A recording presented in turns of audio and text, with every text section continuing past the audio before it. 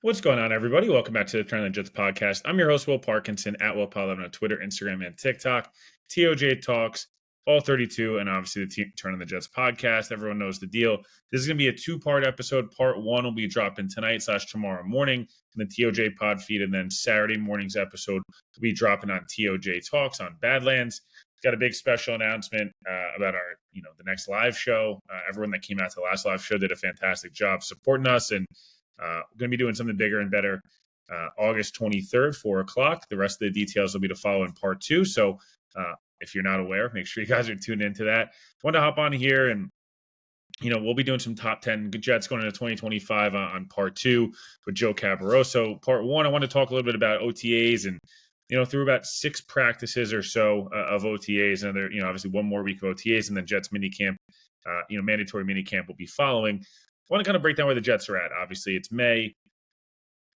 You don't want to make too much or too little of anything, but, the Jets are, your 6 practices in, full off season, so far, and getting that kind of close to that time before the Jets are going to obviously break for summer, be off about 6 weeks or so, or 5 or 6 weeks, and then guys will kind of go back to home, hang out with family and friends, and and work out and grind and get themselves ready, obviously, for training camp coming up in late July. Schedule's out, draft, all that stuff is done. Jets been on the practice field, and some nice things you've been able to see, thus far. Some of these rookies kind of asserting themselves. Mason Taylor, obviously, is the only unsigned Jet at the moment, but has been practicing, and that's due to kind of get itself worked out. A lot of times, those second round picks, it's kind of a bit of haggling over some of the guaranteed money and some of the offset language and things like that, and that'll get kind of done. Most of the second round picks are unsigned at the moment. Everyone else is already signed, so obviously kind of good news there. Looks like he's doing some running with the ones already, which is nice to see. Again, I think I'd be pretty shocked if he's not the day one starter at tight end. By all accounts, Justin Fields has done some nice things, early on here, in OTAs and throughout the offseason. Look, Justin's an extremely hard worker. There's no question about that. He's a kid or guy at this point who, you know, well liked, respected in the whole 9 yards. I think this kind of regime and this era of Justin Fields' career is going to be about kind of, hey, how much has the processing improved? How much is the holding the ball too long and taking some unnecessary sacks and things like that? And where's the confidence at? Frankly, I think Justin's got all the talent in the world. In terms of arm strength and arm ability, and as good of a runner as there is at the position in the league.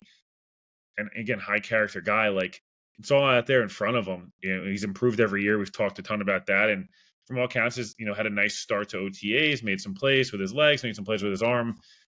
Again, it's when it comes to the type of stuff, like, he's not a rookie, so I'm not taking too much stock in OTA stats and things of that nature. I just think it's nice to see Fields there commanding the huddle, and you hope that he's kind of getting the playbook down, getting kind of the vibe of what Tanner Engstrand wants to do offensively, and kind of going from there. Again, OTAs really right now for some of those young guys. Arian Smith's had a nice start. I think we're getting a little out of control here with the hype around Arian Smith. He's a 4th round pick, a guy who I think in an ideal world is probably a gadget player, number 4 receiver who can stretch the field, and you hope on specials he makes an impact in year 1, and even throughout the contract, like, that would be a successful pick in my opinion. Anything more than that would be awesome.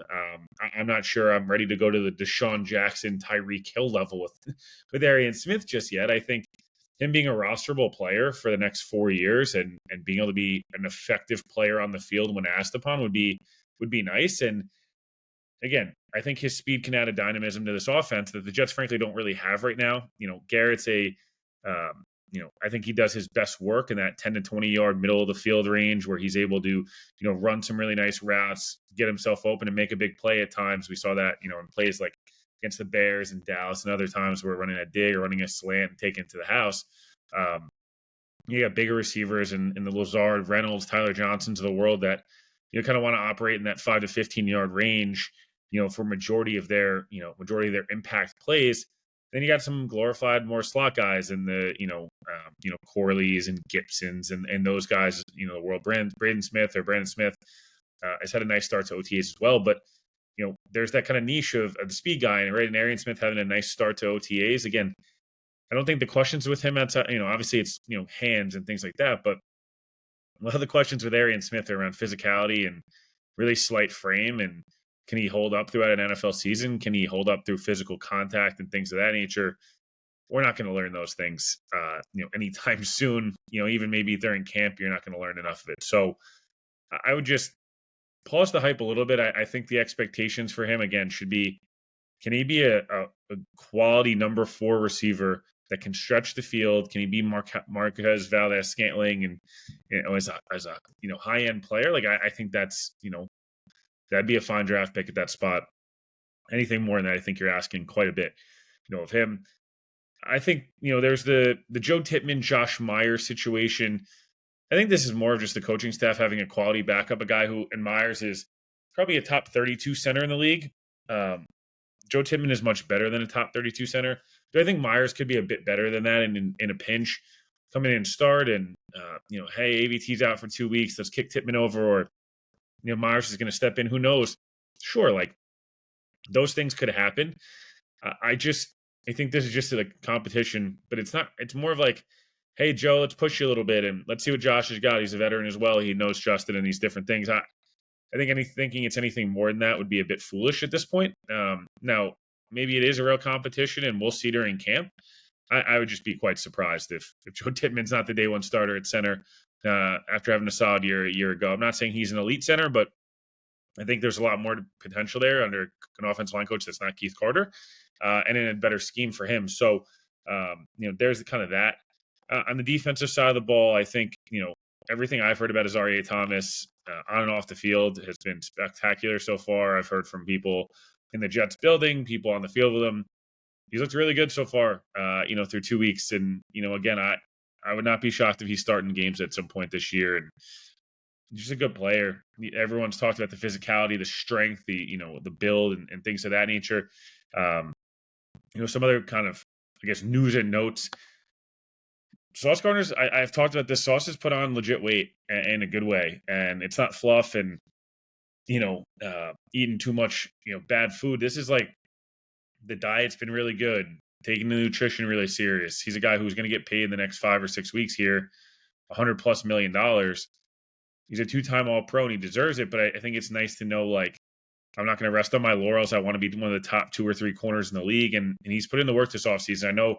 Everyone gives him the bullshit hard time about golf. Newsflash, everyone plays golf in the NFL, like across all sports. But in the NFL, it's the offseason. These guys, outside of just being in the facility 14 hours a day, I can think of a lot worse things Sauce could be doing.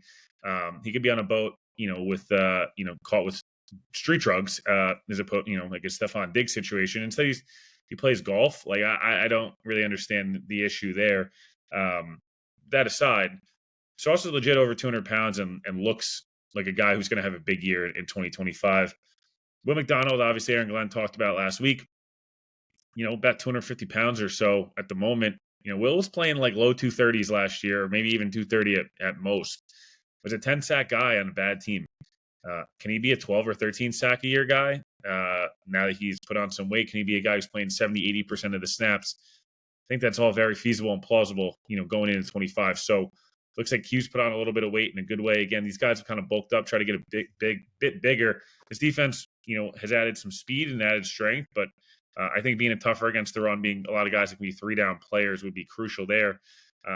Again, Garrett Wilson talking about wanting to be a Jet for life. Anyone who's listened to this podcast for the last 3 months knows that Garrett's getting extended. It's a matter of when, not if. And, I want to be a Jet for life. I think, Garrett didn't have to say that. There was no need to say it. I think he had all the leverage in a lot of ways, and I think it's a good sign, from a Jets perspective, obviously having already had some, preliminary conversations with Sauce and Garrett, and different things kind of going on behind the scenes. There's nothing that's wavered in those things getting done. Again, I've mentioned this. I think you wait on guys like Simpson another year. I don't know how much more his value is really going to rise. And for AVT and other players, and in Jermaine, obviously, like, it's just a matter of seeing them healthy. Jermaine, the guy who, is up in the 260s right now. Like, that'd be awesome if he can play at that weight and keep some of the athleticism, flexibility, but be such a stout run defender as well. Like, that's a huge plus for the Jets. Brian Cowart's a guy who stood out during OTAs thus far through 6 practices. He's a guy who looks to be, if the season started today, would be starting next to Quinton Williams. So, kind of just overall there, I think, roughly some of the other takeaways. And again, we're going to cover, top 10 Jets going into 2025. In part 2 here, this is kind of a quick 10, 12 minutes on kind of what's going on at OTAs, things like that. I think one thing that stood out, and Justin Fields talked about this a bit today, that practice on Wednesday, not great. Energy levels weren't the way that they should have been, and different things like that. And I think the first reaction is like, oh my God, how could that be? My reaction was, Aaron Glenn ripped the shit out of the team after practice and was like, that's not acceptable. That's not going to fly here. And Justin Fields talked about it, asked some people. That very much occurred yesterday. That was not just a quarterback kind of, trying to prop up his coach. Like, that was real. And these guys respect this coaching staff. And again, it's early, but Glenn certainly got the buy-in from players. And, we're coming out of a Jets era where a lot of patting on the back about how great a week of practice it was and X, Y, and Z and all these different things. It just felt like a lot of fluff and kind of BS-ish, overall. And I think if you're a Jets fan, hearing that in a May OTA non-mandatory practice, Aaron Glenn is motherfucking guys because the energy level's not where it needs to be is a welcome change.